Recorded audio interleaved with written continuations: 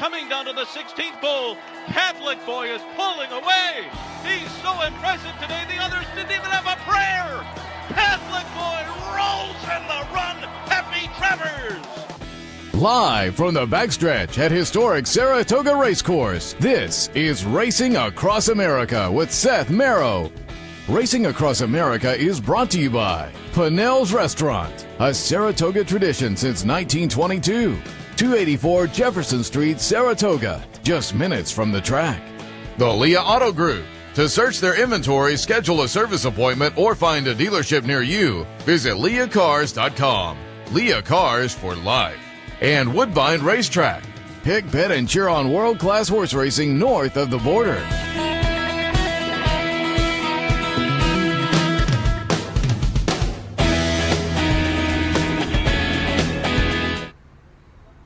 Good morning and welcome to Racing Across America live from Saratoga on a Friday morning. I'm Seth Merrow. Thanks for joining us as always on this morning's edition of the show. Hey, our friend Ron Nicoletti is in town. We'll be joined by him in a little while. We'll take a look at some of the races, get some opinions from Ron, and also they have a nice 2-year-old that's already run a few times down at Gulfstream. We'll touch on that because it is that 2-year-old time of season. We'll talk with that.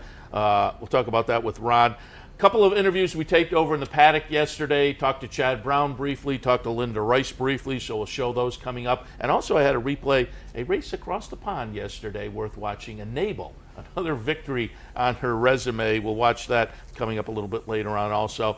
And Karen Mclaughlin will join us, as endorsed in the Travers, also has some other runners of interest that we'll talk about. Dawn the Destroyer is on the card tomorrow in the Ballerina, but of course he's had a couple of nice stakes wins as well. The Saratoga Derby, a thread of blue, looked pretty good, winning the Rich Saratoga Derby, and I guess is headed on now to the third leg of that Rich Turf Series as well. But we'll hit on all that with Karen coming up a little bit later on. But top of the show, she's here. Her annual Saratoga visit, Alicia Hughes from the NTRA, Director of Communications. Good morning. Thank you so much. And welcome to Saratoga. Yes, thank you for having me back. Happy to have you back. The annual visit to Saratoga. You have brought the beautiful weather. It's the least that I could do, right? Well, I said I can't take credit totally for it because I came from Lexington where it's been about 95 degrees for the last 2 weeks. So maybe that combined with the rain here, maybe it helped give us this happy medium of perfection that we've got going on right now. You and I were talking before we went on. A great card tomorrow, and it's gorgeous now. Oh, fantastic card. Like I said, it's similar to very much what we had with the Belmont card, where it's just one grade one after another. So many of the top players in their respective divisions are going to be in action tomorrow. Just a fantastic day. The weather is going to be absolutely perfect, even though Mother Nature can turn on us on a dime here. So everybody, if they're not already playing too, should absolutely be on the ground here tomorrow. Yeah, given the weather situation in Saratoga so far, I had Dave Grenigan yesterday, and I said to Dave, the weather forecast looks great for the weekend, and both of us simultaneously gave it one. It was like we had planned it, but it's just the situation so far with the weather. Yeah, it's a beautiful day and it can turn on a dime, but the forecast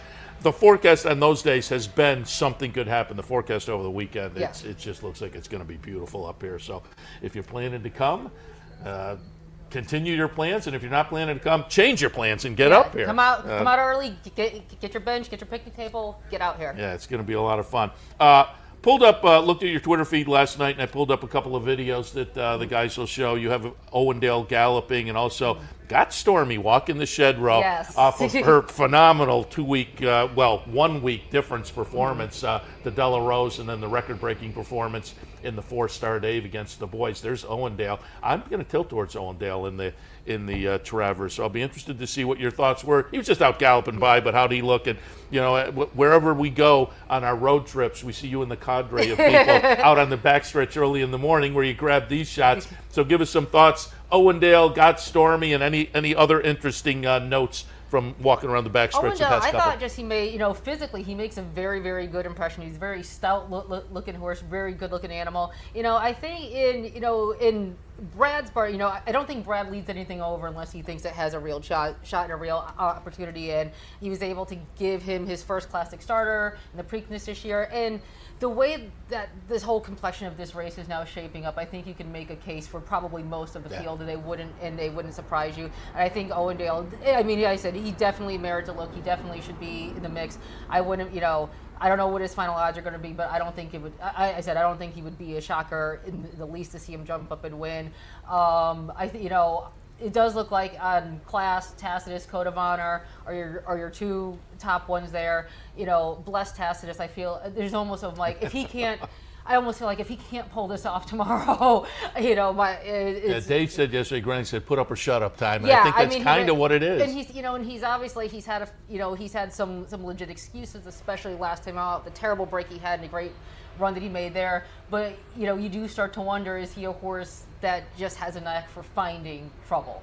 And you kind of get concerned about that, of how many chances do you get him to kind of really make good on all of that fantastic breeding and ability that he has showed. So yeah, I do feel like tomorrow, I said, Dave as usual puts it best. I feel like it's put up or shut up time for Tacitus. And give us a little, we saw Got Stormy walking down the shed row. How's she feeling now? She after is two super performances, 7 days apart. Yeah, and Mark, reiterates the plan is to go on to Woodbine with her, Woodbine Mile, and go and tackle the males again there, literally following in the footsteps of Tepin, of what she was able to Who he compared her to in the winner's circle yeah, after the 4-star day. And he says that, and again, he always kind of knocks a little bit of wood when he mentions that, because he doesn't throw that out lightly, but he did, she does kind of, remind me right now of when Tepin started to get really, really good when she came to Belmont and got her first grade one there. It's kind of on that arc, and Mark has quietly been confident that Got Stormy was heading in that direction, and Mark also has that old school mentality of run them when they're right. Yeah. And he gives, although he gives a lion's share of the credit to Gary Barber for pushing of like, let's go, let's make this happen with the 4-star Dave. But he said, run them when they're good, run them when they're not, rest them. And he's just, he saw how good she was doing. She's a really, really confident mare, and you can just see it with her physically. I said she's not imposing, but you can just see she's just carrying really, really good flesh right now, tremendous energy. Although there is a little bit of drama in the barn, War of Will's getting a little jealous of all the attention that Got Stormy has been getting. So I reminded him he can fix that himself. That's right. Yeah, change that quickly with a victory, certainly. But Got Stormy, a nice story. And as I say, you were walking around the backstretch and pulled up that video as you sat down. You said this morning you saw last year's Travers winner, Catholic Boy, who the word has come out, not going to point for the Woodward. That was the game plan, but they're just not kind of happy with where he is right now. But how do you look? Yeah, I mean, he said he looks good, but yeah, I spoke with Jonathan Thomas a little while ago, and yeah, he just reiterated just not where he wants him to be right now, just coming out of that last race. I asked if the Jockey Club Gold Cup might be in play. It's under consideration, but I think he's pretty much taking the, we're going to let him tell us when he's ready, when he's right, where he wants to go next. It was kind of fun just sort of reminiscing with Jonathan about obviously this time last year, such a huge emotional win, such a big one for him and his operation, and there were so many layers to that story with Mr. LaPenta, who had just battled illness earlier in the year, and so it was. I said, He would like to have him back on his peak form, but I said, but this is a good time of year to kind of look back on what he achieved. And I said, and I feel like people maybe he was obviously a grade 1 caliber horse going into that race, on turf at the time, but he was a grade stakes winner on multiple surfaces, and to have a horse with that kind of versatility, it's always just extra special. Yeah, grade 1 winner, turf and dirt, certainly Catholic Boy. We'll anticipate his return. Anything else to notice? You were bouncing around the backstretch the past couple of days? I said, I almost feel, I said, just going back to the Travers field, and again, it's so wide open. I almost feel like just with the way momentum and everything's going, I think this might be when Chad gets his first Travers. I feel like he at the draw the other night, he seemed, and I mentioned this to him in the interview we'll show later, kind of quietly confident. I mean, everybody's confident in their horse, but you got the sense that he felt like, I got a decent shot. And when he said that, and I asked him about it afterwards, I'm like, for you to say you think this is your best chance, I'm like, you came in here last year with the 2-year-old champion and Gronkowski, who was, the runner-up in the Belmont, and I know last year he felt very good about those two, and he made a good point where he's like, obviously those two horses had a lot of class. I did feel good about them, but he's like, hindsight, They had both been through, the grind of the Triple Crown, especially Good Magic going in the first two legs, running head to head with Justify and what he ended up being. And he was like, and he said, I think looking back that maybe those races took a little bit of a toll on both of them when they got to this point. This year he has 2 horses in highest honors, and looking at bikinis who are both, they have 6 starts combined between the 2 of them, but they're both, he's like having lightly raced horses who are a little bit fresher. Again, some of these other 3-year-olds have literally been beating up on each other to this point. Chad just, it sounds like a broken record with him. His barn just has so much momentum right now, and it's like I'm like, this might, we all thought he was going to get it last year. This might be.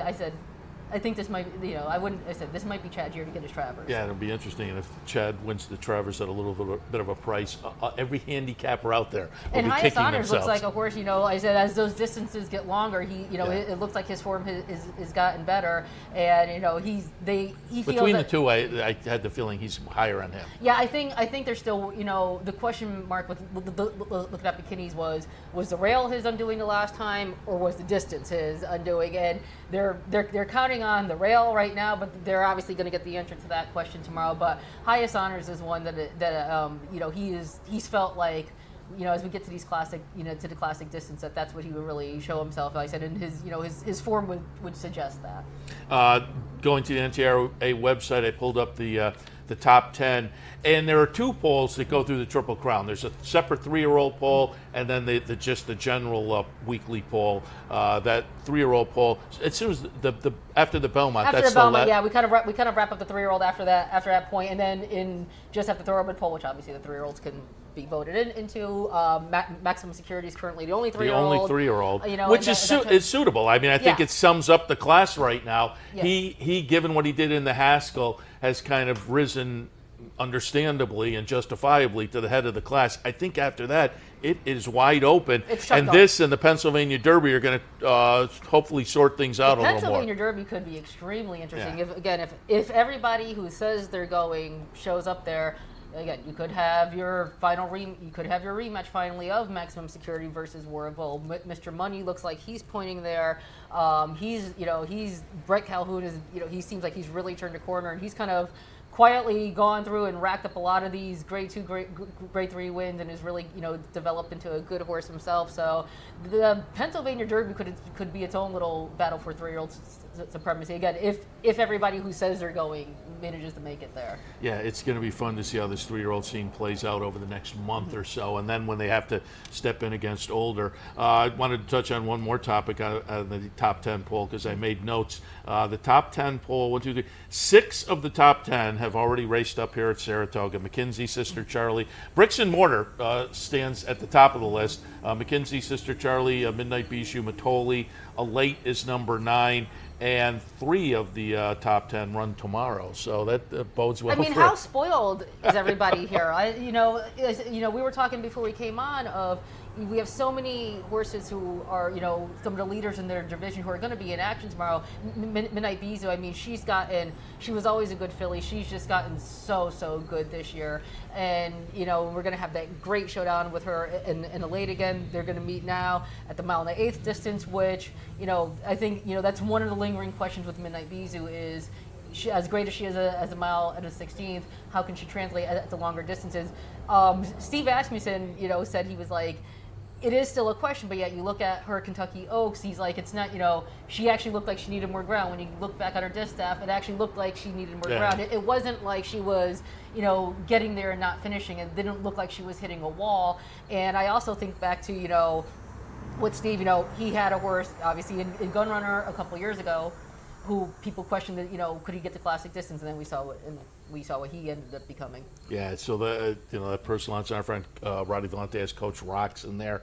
It's going to be a fun race on a fun card with a number of Grade 1 events. Matoli in that sprint, the 3-year-old sprint is great as well. I want to see if Chancelot can do 2 wow performances up at Saratoga. Alicia, before we let you go, just want to touch on NTRA. Obviously, also one of the big efforts is the National Handicapping Championship. Yes. We had the opportunity at the beginning of this year to go on the road and cover that. Saw you there, obviously, for the NTRA. And coincidentally, in the paddock yesterday, I ran into Karen Carey, who Oh, is a great. part-time Yeah. Saratoga resident. She's Yeah. a registered nurse down in Manhattan, but spends a lot of time up here. And she was a top 10 on the leaderboard on last year's Yeah. NHC tour, and went to Vegas, obviously. And I checked in, and she's been playing all the contests this year. But more importantly, she plays the low roller up here, which I love, Thursdays Yeah. and Sundays, and she says that kind of hones your skills. So she kind of got into it and continues to And play we've got the a new low site this roller. year. We're going to be at Bally's this year for, Yeah. for NHC. We're going I was back I was there. going to let you Yeah. tout that a little bit. A little change up coming next year, but again, it's a lot of fun, Mm-hmm. and just inform people if they go to the website. There's a calendar with all the upcoming qualifiers and And whatnot. we've got the Beat Big Challenge going on as well. I've been taking my Yes. shot.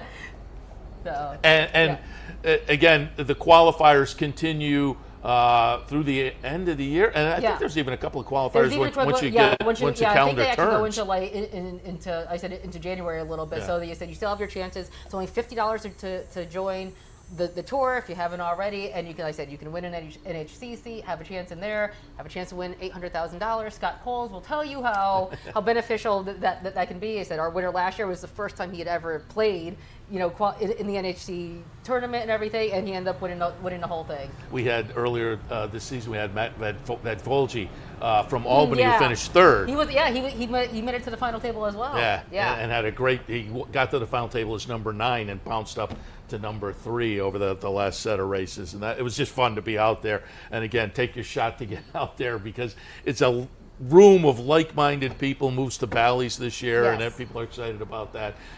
So visit the NTRA website for more information and jump on board. I would say you have to think a little bit differently of the contest, which makes it fun. It's intense. Hones your handicap. Yeah, it is. is intense. I mean, it is a grind for everybody. I said I have admiration for the mental stamina of all those handicappers in there. I interviewed a couple of them over the few days we were there, and it was all, so what are you doing tonight? You going out to, no, I'm going up to my Studying. hotel room, and I got a Yeah. handicap for tomorrow. Exactly.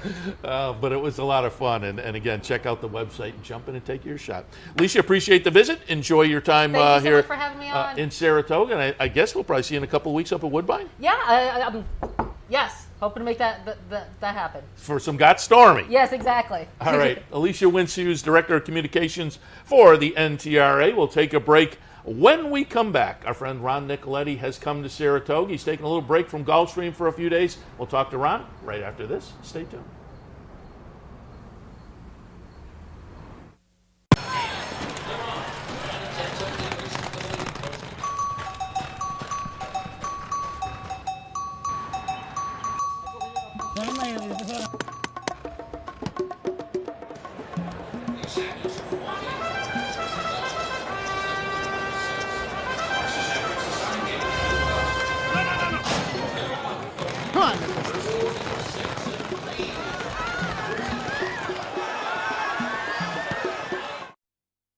You like free money? Well, Capital OTB gives its players plenty of opportunities to cash in. At Capital OTB, there are so many ways for horse players to receive bonus dollars by simply participating in promotions such as our bankrolls, bounty bets, online handicapping contests, and much, much more. Plus, with Capital OTB's player rewards program, you get actual cash back. So what are you waiting for? Log on today at CapitalOTB.com or CapitalOTBBet.com and claim your free money.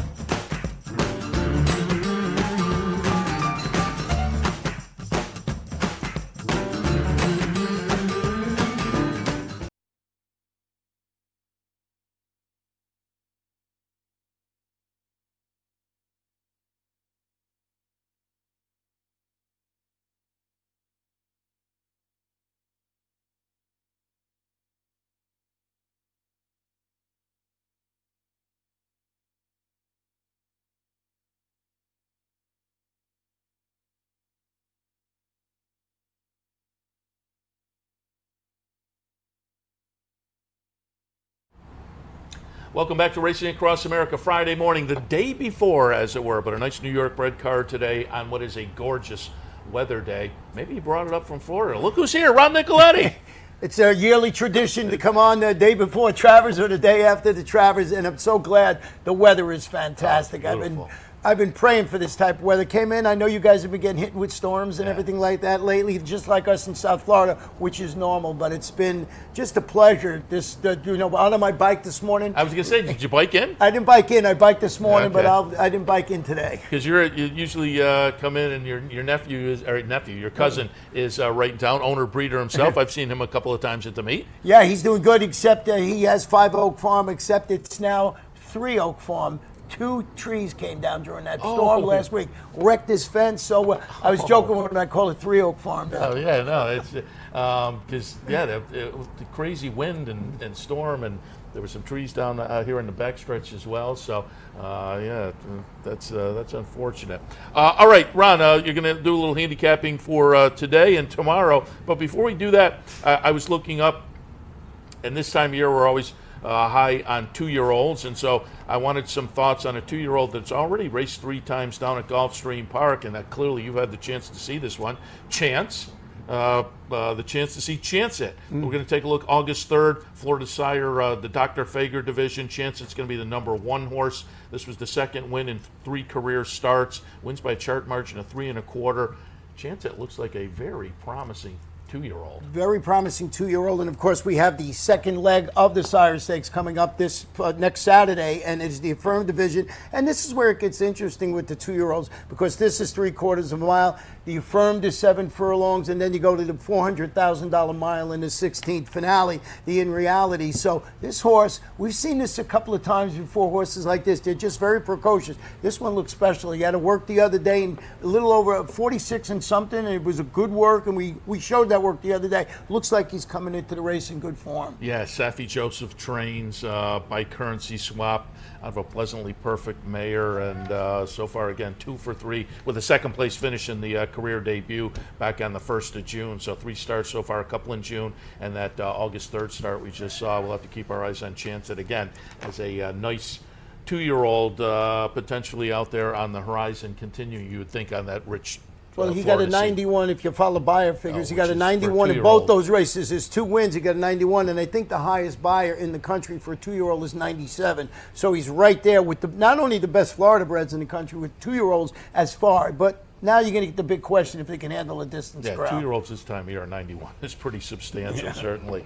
All right, let's get some of your thoughts today. New York bred card, you're in town, and we'll shift. Usually we watch you on the simulcast signal looking at Gulfstream. Obviously, is there a lot of, I'm imagining as you walk around the facility this time of year, I'm imagining down at Gulfstream, a lot of people looking at the Saratoga Seiko. Oh, yeah, absolutely. I mean, it's one of our biggest times for the summer season, along with our race. And, of course, you know, if you follow South Florida racing, the Rainbow Six is now touching $1 million. Yeah. So, I mean, it's exciting time. Anytime you get Rainbow Six, it's just amazing to me how that thing just grows and grows. But, yes, it's that's it. New York and Florida are, for lack of a better, kissing cousins. We follow And the race. summer program has really upgraded over the past, 4 or 5 years Yeah, now. it really is. I mean, just going in, just like up here, we've been dodging raindrops. During the summertime in Florida, it's no great news or anything. Well, and part of why we were doing it is we had Florida-type weather. It's just hot and humid. Right. You get that tropical, and then the afternoon storm all of a sudden will pop up, and that's what makes today and over the weekend the humidity is kind of cut out. So we're not in that tropical situation. No, I'm loving it. Yeah, Are you kidding me? exactly. All right, let's get some thoughts. A couple ideas for today. The West Point. These are New York bred runners, 3-year-olds and up on the grass at 1 mile and a 16th. Offering plan. I couldn't get by that one. Therapist underneath. Voodoo Song, I talked to Linda Rice yesterday, and she wasn't sure whether they'll go or not. We'll have to look at scratches, but I kind of went master of the obvious. What are your thoughts on the West Point? Yeah, I did too. I tried and beat Offering Plan. Was beat a half length in the West Point last year. But I don't know. Does 7-year-old get the same pace this year? That was my thought process. Therapists, we're in agreement with the top 2 selections. 8-5. I didn't know what the morning line was until I looked this morning. I just was handicapping without the morning line. And I was going, this horse, I would take him at 2-1 or 3-1 or something. And then I saw 8-5. I said, I don't know. But with that said, I went with the offering plan and Therapist in second, who I'm expecting to run well in here. I just thought this horse ran okay last time out and should move forward. Yeah, it's going to be a fun race, obviously. My man Jonathan Shepard with Everyone Loves James in there. I think that horse is up against it. It's Jonathan Shepard. I'll have a couple of bucks on it at the 20-1 morning price. But It was fun, and we didn't mention on the handicapping show, I haven't mentioned it yet, Jonathan Shepard winning the steeplechase yesterday with Winston C. Wins the New York Turf Riders, won the Smithwick earlier with Winston C. So it was nice to see Jonathan Shepard. 2 grade 1s at the meet. Yeah, that's fantastic. And I just always loved it. His pants come up to here, which I always liked. And it was, as I said, it was fun to see him in the winner's circle again. He had that long Saratoga win streak snapped a couple of years ago, but to come back this year with 2 grade 1s was fabulous. The Albany, it's always fun. I talked about it in the handicapping show earlier, this subdivision of New York bred 3-year-olds. There was the Big Apple Triple for years, which was the Mike Lee, the New York Derby, and then the Albany up here. They don't have that kind of moniker over it anymore, or the bonus, but they still have the 3 races, and we're getting the winners of the Mike Lee and the New York Derby with Blind Willie McTell and Bankit. I had Randy Hill in yesterday. He's got a couple in here. I think he preferred Not That Brady off the second place finish as the beaten favorite in the New York Derby. I went with Blind Willie McTell. I think that one's going to benefit from the 2-turn experience last time, and maybe move forward and get back to what we saw 2 starts back with the win in the Mike Lee. But what are your thoughts on the Albany? Well, I went with the 9 horse in here, Duke's Point. And what I thought about it was just that I thought this horse had the best chance to get the mile in an 8th distance. It's one of the angles I like. Ran okay at the distance last time out, was beat a half length, against State Bred. I'm, of course, stepping up today. I just thought that horse might be the right one. I like the fact that it has tactical speed. Now, I was torn between that one and Blind Willie McTell. That was the way I was going, but I'm just going to go with a little bit of a price. I believe the horse is 8-1 in the morning. Yeah. And one of the angles I always like is I like to see horses that have sort of done something, at the distance before. Yeah. It's a wide open affair. So I went 9, I went 5, and then I went with the 2 horse who you mentioned, Bankit. I think the wise guy horse for me is the 9, then with the 2 logicals underneath. Yeah, it has the nice performance at the mile and 8th over the track. 8-1 on the morning line. I think he'll get all of that. I would assume. So a little shot with Duke Point. We like that. All right, let's go to tomorrow's Travers. Really intrigued to see where you went in here while we talk. I'm tilting towards Owendale. I'm going to take a little shot there. But while we talk, I wanted to pull up the Affirmed. This is back in the middle of June. Mucho Gusto is going to be the winner. Mucho Gusto is going to be the number 6 horse. Kind of sits off the pace in here and closes. I'm wondering, though, if this horse, given the lack of speed, you look underneath, this horse I think has the potential to maybe go out and try to steal it on the front end for Bob Baffert. So Mucho Gusto, very interesting to me. As I say, I'm in a season where the 3-year-olds past maximum security are all kind of up in the air. I'll take a little shot with Owendale, who I'm not sure how the win in the Ohio Derby classes up with the Travers tomorrow, but I thought the 3rd in the Preakness was pretty good, so I'll tilt in that direction. But Code of Honor, Highest Honors, looking at bikinis, Tacitus, clearly endorsed. We'll talk to Kieran in a few minutes. Tax, it's a loaded field. What did you see in the Travers? We didn't talk before this. You showed the video that I wanted to show. I went with Mucho Gusto for all the reasons you mentioned, and I think this horse is coming to the race with the top. Bob Baffert seems to win almost every Travers, but I just thought that the tactical advantage was for Mucho Gusto. Now, Tacitus, they're putting the blinkers on Tacitus. I think they want to keep him a little more focused early on in the race. And then the other horse, Code of Honor, is the way I went. Code of Honor has really done nothing wrong yet for Shug. I mean, this horse had trouble in the Kentucky Derby, ran well, just as coming back, no chance of beating the maximum security that day in the Fountain of Youth. Comes back, wins the Dwyer, I believe it was. He won, right? Yeah, Dwyer. Yeah. He wins the Dwyer, and I just thought so.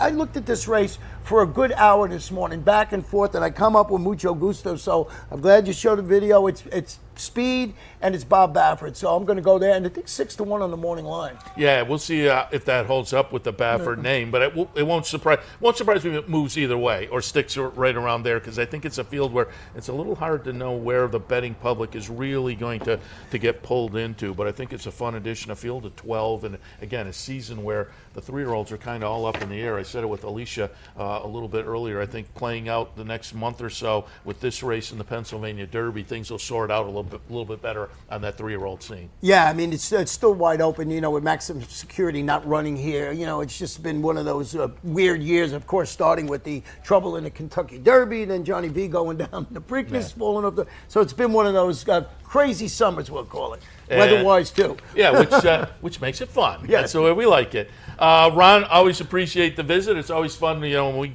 visit Gulfstream, you let us borrow your set, and we appreciate that. So it's fun to have you up here sitting on our set at Saratoga. Enjoy your visit. More importantly, cash a few tickets. I hope so. Thanks, Seth. Ron Nicoletti, Gulfstream Park, and a little sojourn up here annually to Saratoga as well. All right, we'll take a break. I see he's in the green room. Karen Mclaughlin up next. Stay tuned.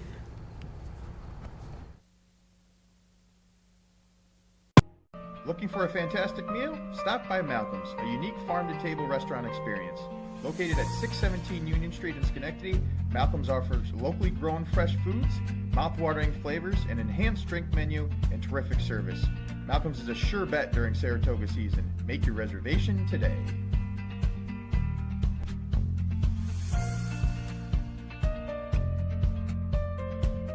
In a recent study of some of the top online wagering sites, Capital OTB won big in total player rewards, far surpassing some of the best-known wagering sites in America. While other rewards programs simply offer you points redeemable for gift cards, Capital OTB's rebates are paid to you in actual cash. Plus, Capital OTB gives you full and immediate access to your money. So if all you're getting now are points and gift cards, join Capital OTB Player Rewards today and get cash back. Visit CapitalOTBBet.com and sign up today.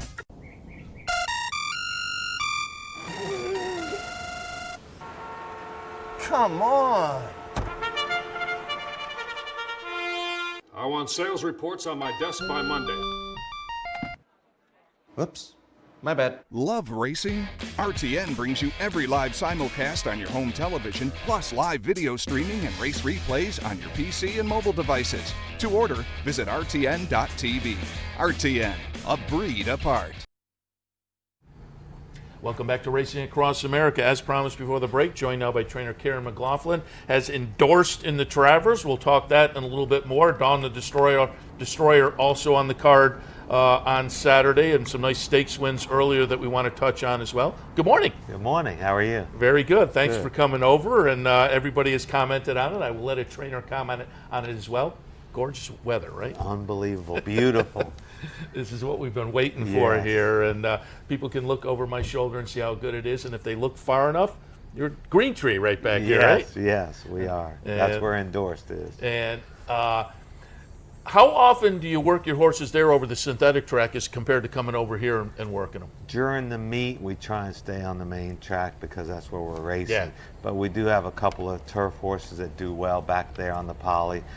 And is in Mclaughlin, Romantic Pursuit, and Curban, all trained back there all the time. And again, it's a really nice facility for folks driving up Nelson Avenue. Go by and turn left and take a look. It's a really gorgeous facility, training facility, just right adjacent to really Clare Court back here.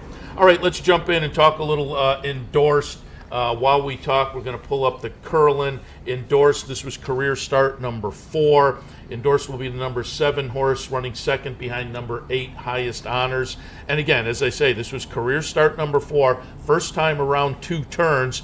Pretty good looking second place finish again for the first time around 2 turns. How did Endorsed come out of the Curlin? What were your thoughts, and how does he proceed into Saturday?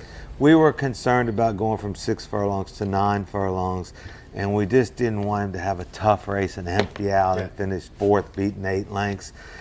So he ran very well being second here. He came out of the race better than he went into it. So we were kind of surprised how well he came out of it. He's trained fabulous, eating every oat, and looks great since the race. From a trainer's perspective, from a handicapper's perspective, I always look at that first race around 2 turns and a performance like this, a good second, as maybe being educational.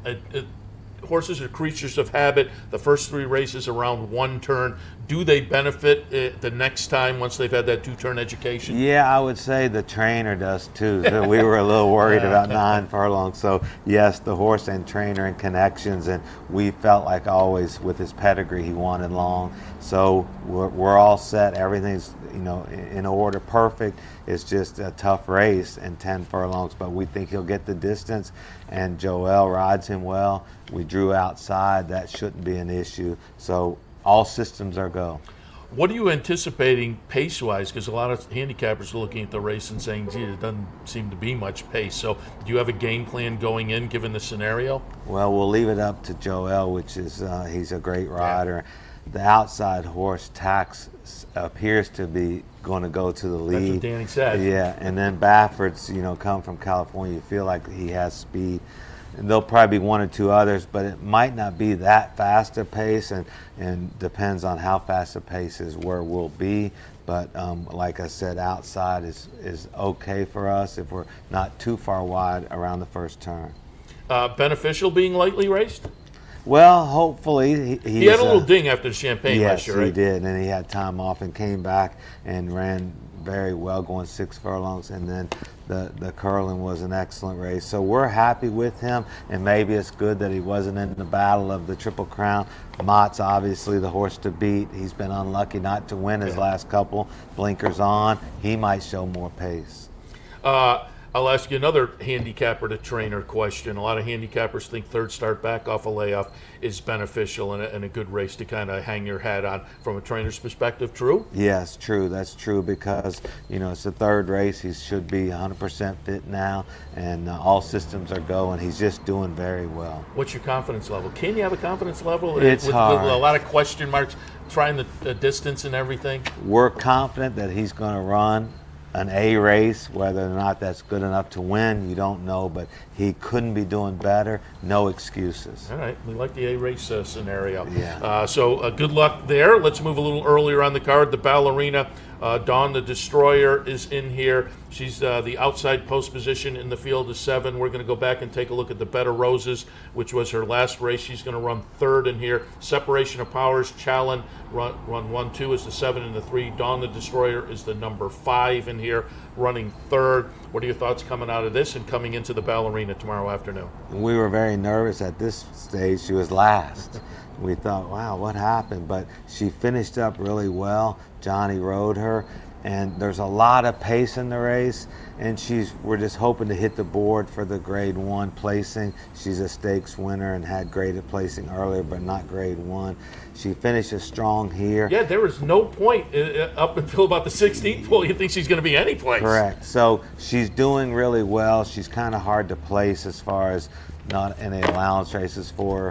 In the stake race, she's already won a stake earlier this year. So grade 1, tough race, but we hope to get a piece of it. All right, so a couple of solid entrants on the stakes card on Saturday. As I mentioned, also wanted to go back and talk a little bit about some of the success you had earlier in the meet.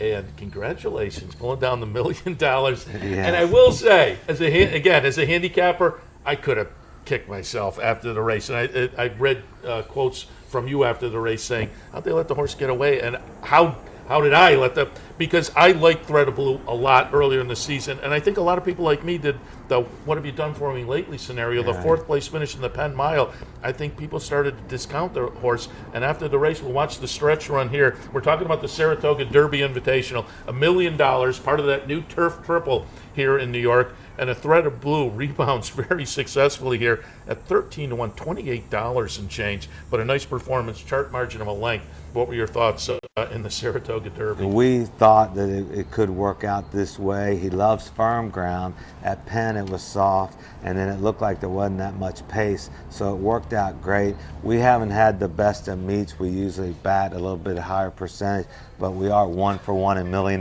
races. So hopefully tomorrow. Once you put this in the holster, your meat's okay. Yeah, that's right. So it was. He worked excellent this morning.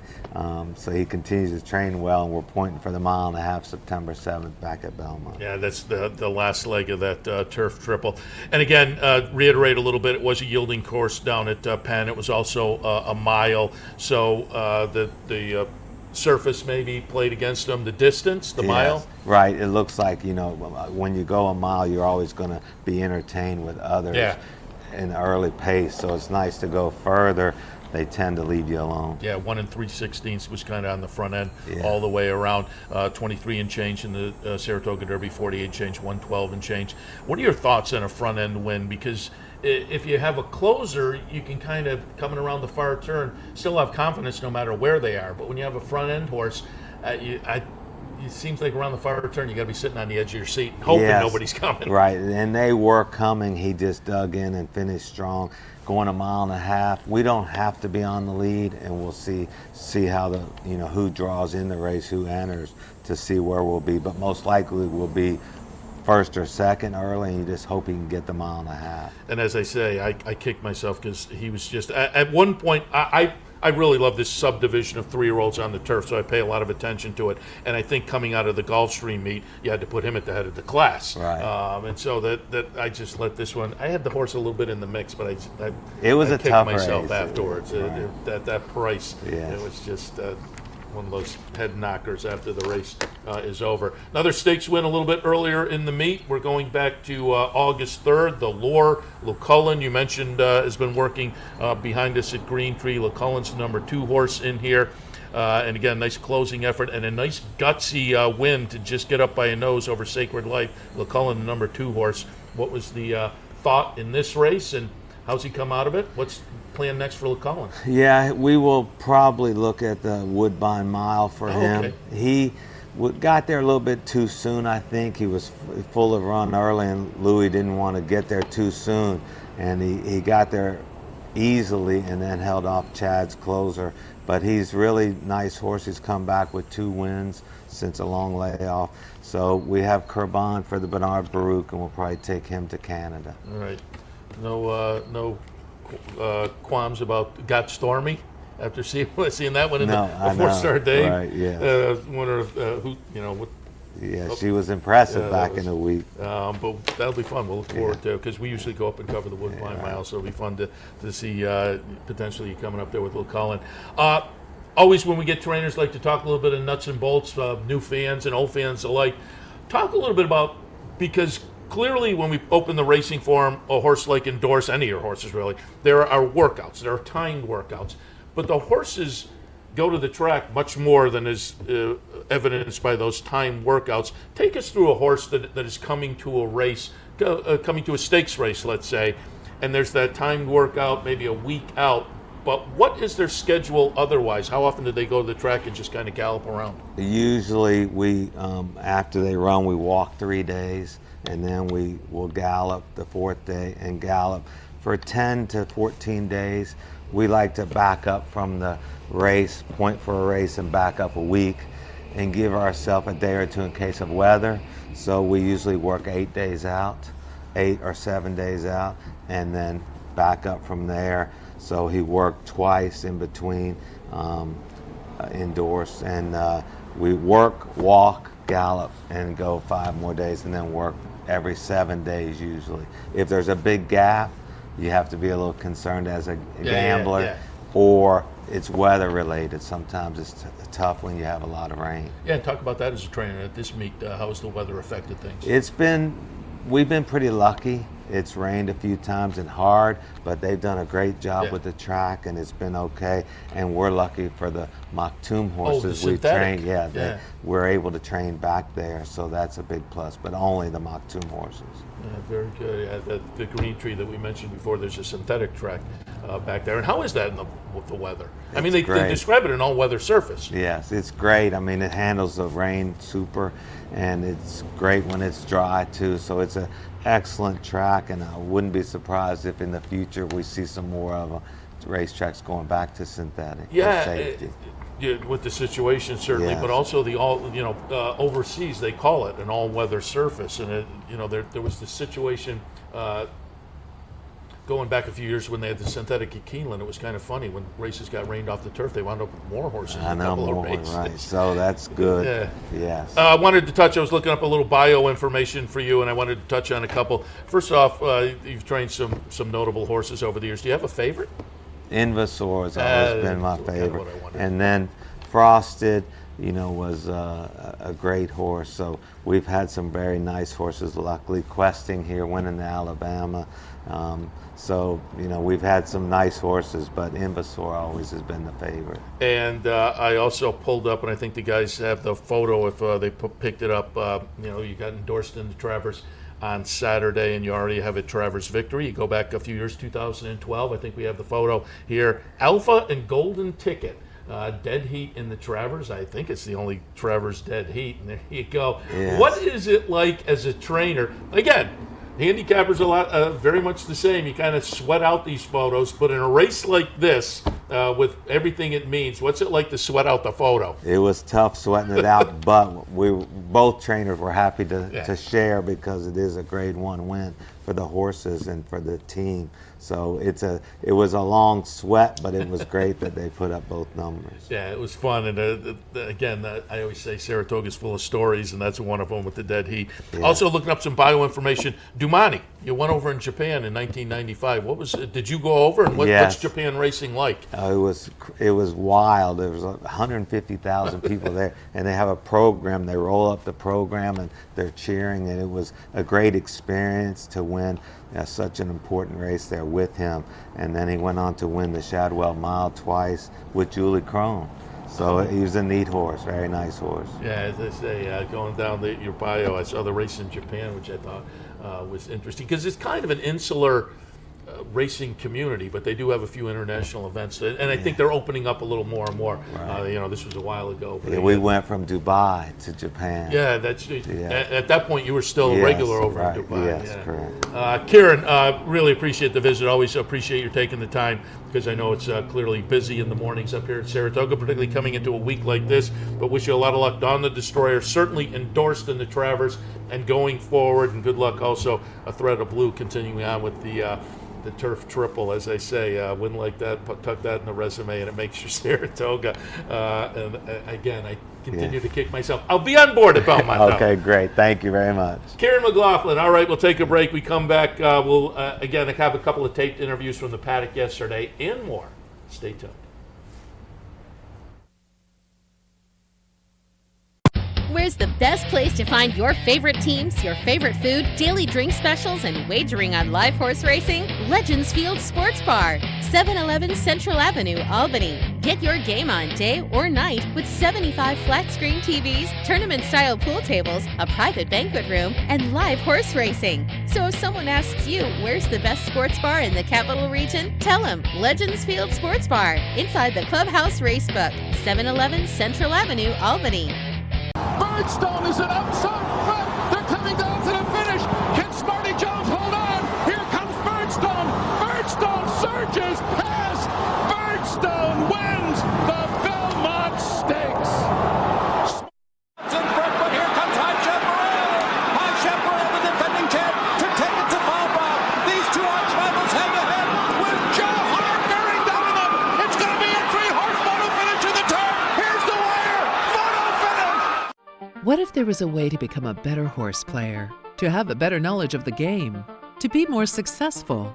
What if there were a way to take what you've learned, what you know, and make better decisions, better choices? In horse racing, knowledge is a powerful tool. Race results and replays, past performances and live streaming, wagering from all your digital devices. Capital OTB. Become a better horse player.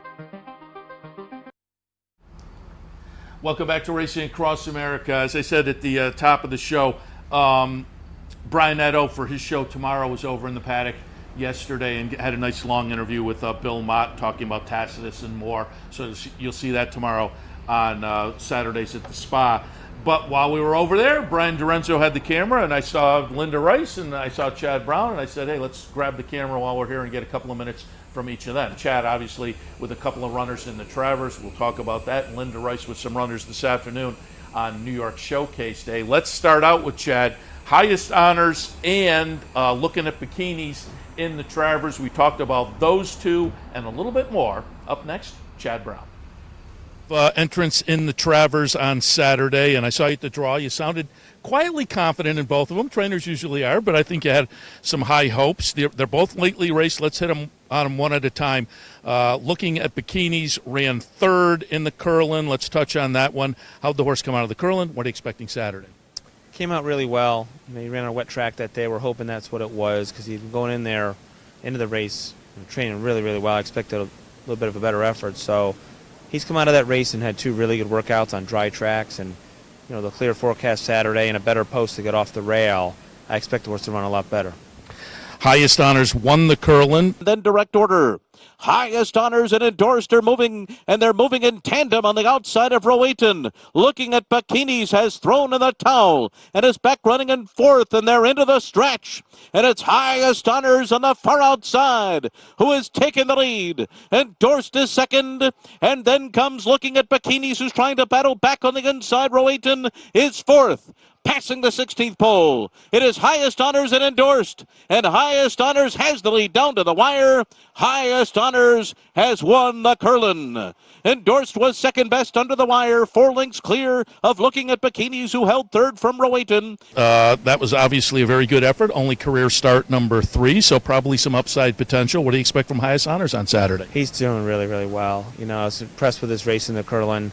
He's lightly raced horse, his first time 2 turns, and he took a lot of mud and was able to work himself out a trip and finish the best. So I've seen just more improvement from him in his workout since the Curlin, and I've been waiting to run a mile and a quarter for some time. So the distance you think is going to be a benefit? Absolutely. Let's, before we let you go, touch on the 2 3-year-old fillies. Guarana, the Coaching Club American Oaks, and give us some thoughts Saturday, Dunbar Road. She looked fabulous in the Alabama. And what's next? It sounds like the cotillion for Guarana and maybe older for Dunbar Road next. That's correct. Thankfully both of them came out of their races in good order. Guarana's, finishing up her final preparations for the cotillion that's just right around the corner. And Dunbar Road was just let her ease back into her work schedule here over the next couple of weeks, and be looking to run her probably in early October, probably against the older horses. And just before we let you go, you're having another great meet, and I see your dad out in the backyard, and he's in the winner's circle with you often. Saratoga, is that fun for you? Yeah, it's really fun. I said all my family and my friends, and it's my time to really catch up with people during the meet. I know I'm busy, but I grew up here, and it's this meet I look forward to every year. Congratulations so far on the meet. Good luck going forward to Travers as well. Thank you. Good luck to Chad Brown. Appreciate his taking a little time. We caught up with him right before the stakes race yesterday. That he had a couple entered, so appreciate his taking the time. Also in the paddock yesterday, Linda Rice. She has some runners on the card today, not the least of which Blind Willie McTell, who I like in the Albany. So we talked a little bit about that. A couple of other runners for Linda on this New York Showcase card. And again, talked a little bit, just briefly, asked her about the New York bred program, because clearly she participates at a big level. So up next, trainer Linda Rice. Showcase Day on Friday. You have some nice entrants in. Let's take a look first at the Fleet Indian. Newly minted, lightly raced, but certainly has shown a lot of talent. 3 for 4 so far. What are you expecting Friday afternoon from newly minted? Well, I haven't, I've given her a little time between races. We tried her on the turf at Belmont. Obviously, it did not go well at all. We're hoping to rebound here in the Fleet Indian. She's trained well into the race. I'm hoping that we have her tight enough. And obviously, the distance is a question mark, but I'm pretty comfortable that she'll get the distance. Fill us in the West Point. You have a fan favorite, Voodoo Song. Going to step back in and face New York breds. You're looking for a little bit of a rebound?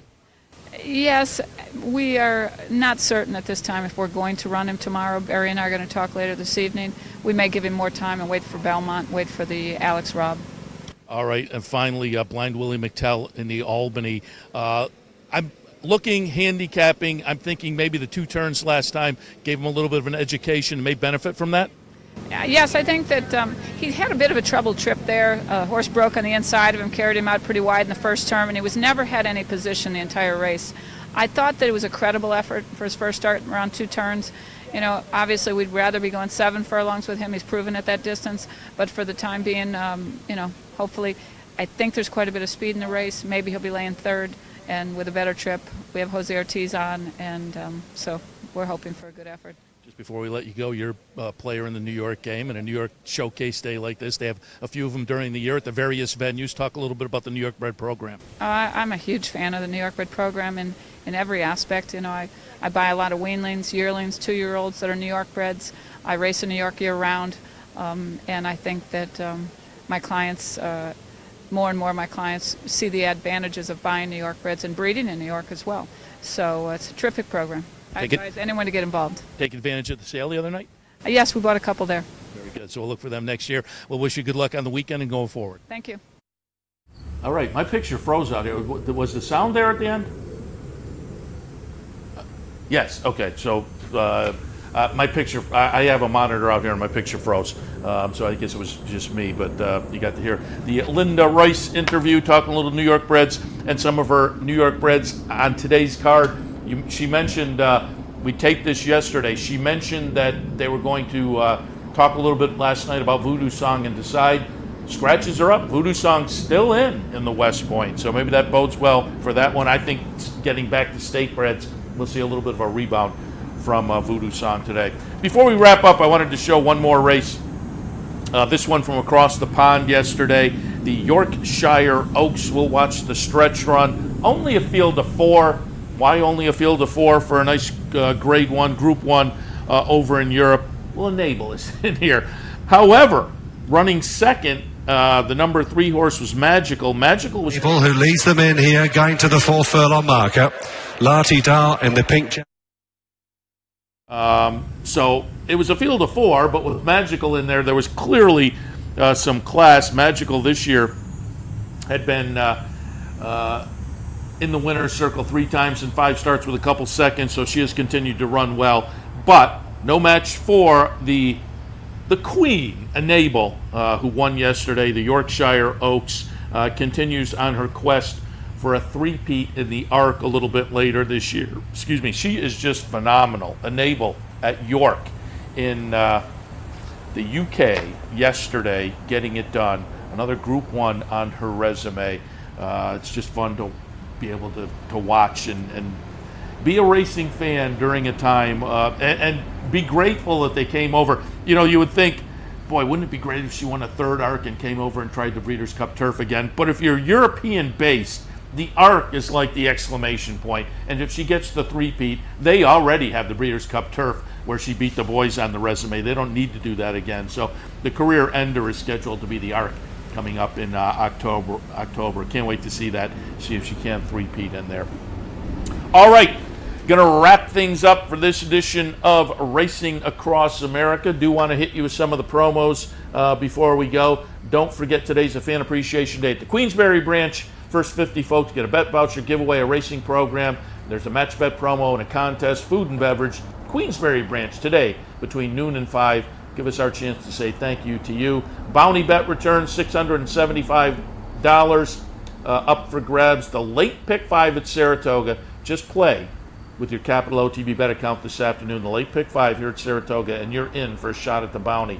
There's also a late pick 5 bankroll with Sully. Team's been selected, but you can check Twitter or the website, I assume, for the play numbers. See if Sully can hit for the bankroll team. Mike hit for the bankroll team last week, and everybody wound up with a nice little chunk of money. See if Sully can do it again this week. Mike back in tomorrow with the $1,000 bankroll. That team was selected last night. Entries closed. But Mike will be in live tomorrow afternoon here on the network with cut-ins all day with his plays. Should be fun, maybe giving you some ideas on horses to add or subtract from your tickets. That's all afternoon. Travers Day here on the network. Mike Callahan with the $1,000 bankroll.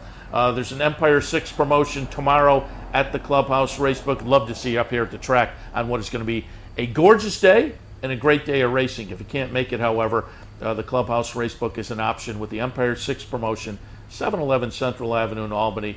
The same location for a double Sunday promotion. Clubhouse Racebook with the Naira Pick 4 and a match bet on Sunday. You can check out the website, capitalotb.com, for all the promo information, promos and events. One of the events here in town that we do want to continue to remind you of, because I always like to tout the Andy radio show. I typically go down and grab my hot turkey sandwich at the Parting Glass and enjoy Andy's radio show. This week, because he was emceeing the charity dinner last night, the radio show has been moved to tonight, Friday, at the Parting Glass, for this week only. 8 o'clock at the Parting Glass. Andy Bilmott, Javier Castellano, Paul LaDuca, and Carlos Martin, who has come dancing, looking pretty good on tomorrow's card off some workouts. So again, that's tonight, the Parting Glass at 8 o'clock for Andy's radio show. Capital OTB, one of the sponsors. Do want to thank everybody that joined us this morning. It was a fun show. Kieran Mclaughlin enjoyed his visit. Ron Nicoletti, always fun to see Ron when he's in town from Gulfstream Park. And Alicia Wincze Hughes, the director of NTRA Communications, appreciate her visit as well, and the time that was taken in the paddock yesterday for the taped interviews with Chad Brown and Linda Rice. It's a fun card today, New York Showcase Day. Lots of opportunities on the card. Jump in and play. Come on up and enjoy the day. And I will continue to say it. This has to be one of the best mornings we've had so far. The humidity gone. Temperatures very comfortable, sunny, beautiful, and it's going to be more of the same tomorrow. So make your plans today and tomorrow throughout the weekend to come up to Saratoga and enjoy the racing action. Programming note, again, want to keep reiterating this with the early post time here at Saratoga tomorrow, 11:35 a.m. That means an early post time for us here on the network as well. Tomorrow's Handicappers Report kicks off at 8 a.m. Saratoga's at the Spa with Brian Nadeau kicks off at 9 a.m. tomorrow. So mark that on your calendar so you don't miss any of the great coverage here on the OTB TV network. I'm Seth Merrow. This is Racing Across America. Wrapping things up for this Friday afternoon. See you back here tomorrow. Handicappers Report at 8 a.m. You've been watching Racing Across America with Seth Merrow. Racing Across America has been brought to you by CapitalOTBBet.com, the premier online wagering site in New York State. CapitalOTBBet.com. Sign up today. Pannell's Restaurant, a Saratoga tradition since 1922. 284 Jefferson Street, Saratoga, just minutes from the track. The Leah Auto Group. To search their inventory, schedule a service appointment, or find a dealership near you, visit leahcars.com. Leah Cars for life. Woodbine Racetrack. Pick, bet, and cheer on world-class horse racing north of the border. And the new Capital OTB mobile app. Wager anytime, anywhere. Download it free from the iTunes Store or Google Play.